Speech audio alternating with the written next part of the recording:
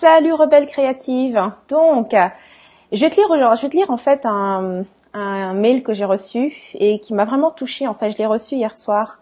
C'est une de mes assistantes avec laquelle je travaille depuis peu. Elle m'a envoyé un message et je vais te le lire parce qu'elle a mis vraiment le doigt pile poil sur la raison pour laquelle j'ai commencé à partager des stratégies, à parler en fait de développement personnel pour les femmes et aujourd'hui de stratégie d'affaires. Alors, voilà ce qu'elle dit. Bon, elle dit: je vous félicite vraiment pour le travail que vous faites en tant qu'auto-entrepreneur. Je retrouve dans vos paroles pas mal de choses que j'ai vécues ou que je vis, même si on n'est pas du tout dans la même branche. Et quand j'en parle avec d'autres femmes auto-entrepreneurs ou non, je constate que beaucoup de femmes manquent terriblement de confiance en elles et en leur capacité à créer ou gérer leurs propres entreprises.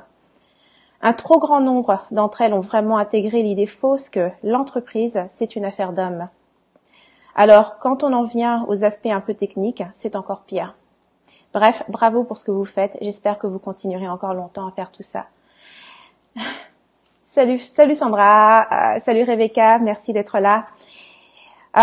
Donc ça, c'est le message qu'elle m'a envoyé. Et ce qui m'a vraiment touchée principalement, c'est tout l'aspect où elle dit que lorsqu'elle discute avec d'autres femmes entrepreneurs, qu'elle remarque cette impression, en fait, cette sensation que pour la majorité des femmes, l'entreprise, c'est encore très masculin. C'est pour les hommes. Et tout l'aspect technique nous intimide énormément. Quand j'ai commencé en fait à parler de développement personnel, c'était exactement pour ces raisons. Et salut Edna, merci d'être là. Quand j'ai commencé, la première entreprise que j'avais créée il y a quelques années, c'était en décoration d'intérieur. Je connaissais rien à l'univers en ligne, donc j'avais vraiment suivi des conseils qui m'étaient donnés un petit peu par-ci par-là. J'avais pris des cours aussi qui étaient destinés pour les entrepreneurs, pour ceux qui commençaient avec leur start-up. Et bien sûr, c'était conseillé de faire du réseautage, fréquenter des chambres de commerce, les cocktails, les groupes d'affaires, des trucs comme ça. Et donc, vu que je suis assez fonceuse, j'ai fait toutes ces choses. Et bien sûr, à travers ces différentes activités que j'ai fait, je rencontrais très, très peu de femmes. Sauf quand j'ai pris un cours qui s'appelait, je pense, c'est un cours de marketing en cas. C'était un cours de marketing pour les femmes. C'était dans un centre de formation destiné aux femmes entrepreneurs. Et donc, bien sûr, dans ce cours, il n'y avait que des femmes. Et c'est la chose qui m'a frappée. Exactement ce que cette personne partage dans ce message, en fait. C'est que j'avais toutes ces femmes qui étaient tellement ambitieuses, qui avaient des idées vraiment, vraiment extraordinaires. Mais du fait que le seul chemin qu'ils présentaient pour créer et développer une entreprise était fait d'actions qu'elles ne se voyaient absolument pas faire, leur projet n'avançait jamais. Et je sais que c'est la réalité de la majorité d'entre nous. Même moi, dans cette première entreprise que j'avais créée, même si j'étais fonceuse et que je les ai fait toutes ces choses, ok, les chambres de commerce et tout ce que tu veux, je faisais toutes ces choses, j'étais pas moi-même. Tu vois, ce qui est important, c'est que quand elle dit, on a l'impression que l'entreprise crée une entreprise, parler de chiffres, parler de profit, de stratégie d'affaires, toutes ces choses sont des conversations qu'on n'a pas l'habitude de voir une femme faire, tout simplement. Et donc, forcément, vu qu'on manque de modèles, qu'est-ce qu'on fait quand on décide de le faire malgré tout? Eh bien, on va choisir un modèle qui est masculin. On va choisir les seuls modèles qui existent. On va faire les choses telles que on les voit faire par le seul modèle présent en général, qui est donc le modèle masculin. Alors, qu'est-ce que ça donne comme résultat? Eh bien, ça donne que on commence tout à ressembler à des Hillary Clinton, ok? Donc, c'est-à-dire qu'on rentre complètement dans notre énergie masculine pour pouvoir faire ces choses. Et ça, c'est notre plus grande difficulté, c'est d'accepter d'être une femme, d'être dans cette énergie féminine et de créer une entreprise et d'avoir cette ambition et de parler de profit, de stratégie, parce qu'on a notre façon à nous de parler. Tu vois, le truc, c'est que je suis clairement dans mon langage, je suis dans une approche qui est totalement féministe. Si tu dois regarder aujourd'hui les grandes causes qu'il y a dans ce monde, ok, tu peux clairement m'associer à la cause féministe. Mais ce qui est vraiment super important dans ce que je dis, c'est pas que je pense que j'ai besoin de défendre quelque chose. Je vis moi personnellement dans un pays qui est très libre, au Canada, au Québec. Il y a vraiment aucun problème ici à s'exprimer ou à travailler ou à faire quoi que ce soit. Donc mon combat n'est pas du tout là. Par contre, le truc c'est que même si tu es libre de faire quelque chose, si tu n'as pas de modèle, si tu ne vois personne le faire avec tes outils, avec ce que toi tu possèdes, eh bien tu ne sauras pas comment utiliser tes propres outils. Tu ne sauras pas comment fonctionner. En tant que femme, nous avons un tas de choses différentes des hommes. Aussi simple que ça. Nous sommes des êtres émotifs. Okay, notre intuition est super importante et même très présente. On s'en sert quotidiennement pour nos décisions, pour gérer nos relations, pour gérer la famille, pour gérer nos finances. Pour un tas de choses, on se sert de nos émotions. L'homme est un être plus intellectuel. Ça se passe plus au niveau de la tête. Tout est bien structuré, compartimenté et il fonctionne de cette façon-là. Nous avons nos hormones aussi. Tous les mois, jusqu'à un certain âge en tout cas, nous avons notre cycle menstruel chaque mois.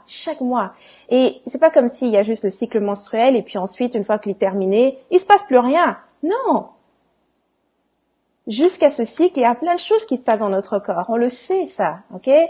Alors, tout cela influence notre perception du monde. Moi, personnellement, je veux dire, il y a un truc que je vis, c'est ce qu'on appelle le syndrome prémenstruel, SPM. Ok, ça veut dire que je vais avoir quelque chose au niveau de mes émotions qui va changer. Je vais être plus irritable, je vais pleurer facilement, je vais me fâcher facilement. Et donc, en gros, c'est quoi? Et je le dis souvent ça à mon copain, c'est que ma perception du monde change. Et quand je dis elle change, c'est que c'est réel là pour moi. Ce que je vois, ce que j'entends à ce moment-là est réel. Et par contre, ce que je vois et j'entends et que je ressens à ce moment-là est différent que lorsque je suis pas dans ce SPM. Ok? Donc, ce sont toutes des choses. Et ça, je ne suis pas en train de le dire pour me discréditer. C'est simplement de savoir que nous ne fonctionnons pas de la même façon que les hommes, donc nous ne pouvons pas faire les affaires de la même façon. Ce qui compte, c'est que nous arrivons tous au même résultat. La manière dont un homme va faire les choses et la manière dont une femme va faire les choses peut être différente. Mais ce qui compte, c'est que à la fin, on est capable d'avoir les mêmes résultats. Donc c'est pour ça que ce message me touche énormément. C'est que j'espère que tu vas me rejoindre et j'espère que tu es sur ce chemin qui est de me rejoindre pour ce qui est d'apporter plus de modèles, des modèles féminins, des modèles de femmes. Nous avons nos émotions, nous avons notre spiritualité, nous avons notre féminité, cette énergie féminine. Tout ça doit transparaître. Il n'y a pas besoin de porter un costume masculin, de jouer les Hillary Clinton. Maintenant, je suis une femme d'affaires et donc je vais te parler pour être pris au sérieux. Je crois que c'est vraiment en fait un point faible. Dès l'instant où tu fais ça, tu enlèves tout ce qui te distingue. Hier, j'ai parlé de la puissance. Cette puissance, eh bien, en tant que femme, ta puissance est directement liée à ta féminité, à l'énergie féminine. Tu es une femme parce que cette énergie est plus présente en toi que l'énergie masculine. Qu'on se comprenne, l'énergie masculine est en nous. Nous savons passer en offensive. Et je crois que c'est connu, ça, quand on dit qu'on est capable de défendre notre famille, mais c'est ça, c'est notre énergie masculine, elle est là.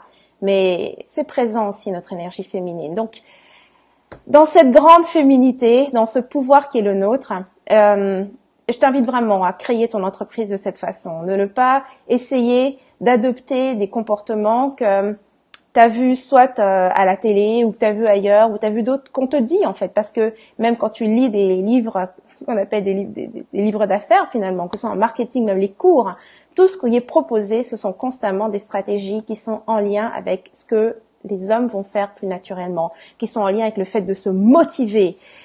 Nous, on n'est pas trop sur la motivation. En général, pour une femme, ce qui marche le mieux, c'est l'inspiration. C'est d'être portée par l'inspiration. Donc ça, c'était juste un exemple. Là, j'aimerais que dans les commentaires, tu me dises quelque chose que toi, tu fais en tant que femme et qui fait une différence dans ta perception par rapport à ton entreprise. Quelle est la chose que tu fais en tant que femme? Okay? Personnellement, moi, c'est la méditation et le faire de la contemplation. Je me rappelle, à l'époque, mon copain qui me regardait, il me disait, il n'en revenait pas, en fait, que je commençais mes journées de façon aussi calme, alors que lui, c'était tout à fait le contraire. Le café, et boum, on y va, tu vois. Donc, qu'est-ce que tu fais en tant que femme et qui te donne une approche différente par rapport à ton business? Ça peut être n'importe quoi. Laisse ça dans les commentaires, j'adorerais savoir. Alors, merci de m'avoir rejoint pour ce live. En ce moment, je donne justement une formation qui est gratuite, qui est en fait justement pour créer des processus de vente automatisés, donc le tunnel de vente automatisé. Si tu veux des revenus en automatique, Eh bien, c'est ce que j'enseigne en ce moment et c'est gratuit. Je laisse le lien en haut de la vidéo ou bien au bas de la vidéo, puis tu peux me rejoindre. C'est un cours qui va pas durer indéfiniment, donc c'est le moment de t'inscrire si t'as pas encore rejoint le cours. Alors, encore merci d'avoir été là aujourd'hui et puis plein de baisers et puis soit si t'es dans le cours, on se revoit très bientôt parce que la deuxième vidéo de la formation sort bientôt, certainement demain. Autrement, pour un live sur Facebook, on se revoit la semaine prochaine. J'ai un projet qui est vraiment cool où je vais pouvoir faire des coachings en live. Donc, tu veux surtout pas manquer ça. Je partagerai des détails peut-être un peu plus tard dans la journée à ce sujet-là. Ok.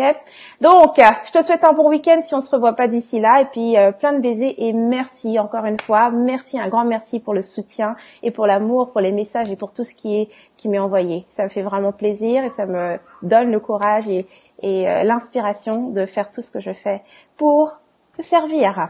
Alors, plein de baisers et à bientôt. Mouah.